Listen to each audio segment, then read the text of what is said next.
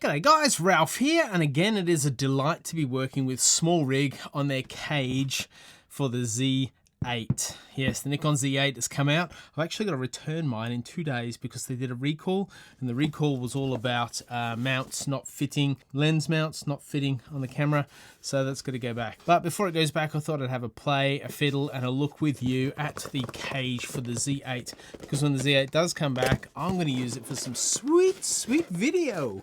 So, let's break into the box. Sticky tape, knife, no knife.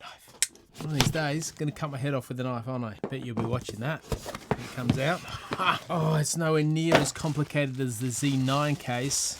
I need a degree in mathematics and physics and mechanical engineering to get the Z9 case to put together, but here it is, guys. Oh, this is looking good. It's looking good. So a couple of things just to talk about as we go through, and I've put this light here to give me a bit more light so you can look at it. We've got a ARRI connector and 4 other quarter 20s right there. We've got a cold shoe on top, and we've got a diverse side cold shoe, so you can put a light here and a microphone here. If we go to the side, we've got 4 quarter 20s and another quarter 20 that allows itself as an ARRI.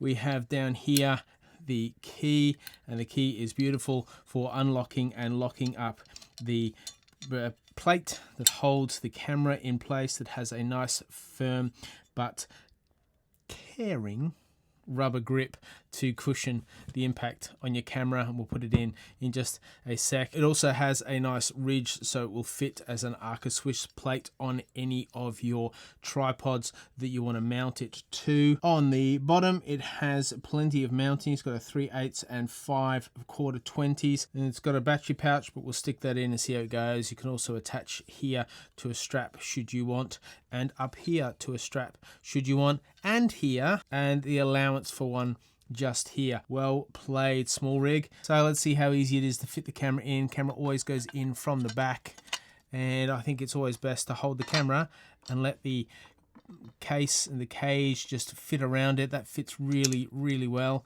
I'm then going to screw this on with the help of my trusty knife. You don't even need a knife. They got a little tool. They always have a little tool. I don't know why I forgot they have a little tool, but this little tool tucked away underneath, it just enables you to do all the things you need to do on this cage to put it on and off. There is no wiggle room, there is no wobble, there is no nothing. It is nice and tight and smooth. Now, just to hold it, it gives you this extra handle grip on the side, which I really dig. And here, that doesn't inhibit just a nice grip around, but it also gives you access if you want to keep your anchor points. So you can freely stick one on there, and you can freely keep it on there, because sometimes the cages don't allow for that. Let's all right, let's deck it out. I'm going to start by putting a handle on top. That handle fits really neatly and nicely right in there. With my handle on top, I can mount a monitor up there. I can also add a microphone here. The reason you put your microphone on the left-hand side is because the audio jack is also on the left-hand side. I can easily access those audio connectors just by doing that, which is really, really important. And I can also easily access the HDMI connectors here, which is also really important, because I would link my monitor from here all the way up to here. When I put that on, I can then put a light, and I know it's a little underwhelming, but for all intents and purposes, you can stick your light on there, and you've got your rig starting to look good, starting to come together. If I'm going to go like this, I want a handle like this on this side, so we're going to attach that handle just to there. Put links to these things in the description below, but you can basically slide it on, you tighten it up, and then you have your rig. Take that off. This is what I might use for events, that sort of thing. So if I'm doing events like a party or a corporate event, or I'm wanting to be inconspicuous, sporting event, inconspicuous, but just have some ability to, oh gee, that's nice. It's really nice. This handle also gives you the opportunity to mount something on there if you want to. I would obviously have a brighter light, but that just, look at that. Now, let's say the battery goes flat.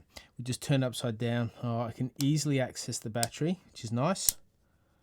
And it doesn't, see, doesn't like inhibit your finger getting in there. Sometimes they do. Sometimes you're like, how can I get my finger in there? But this just works really well.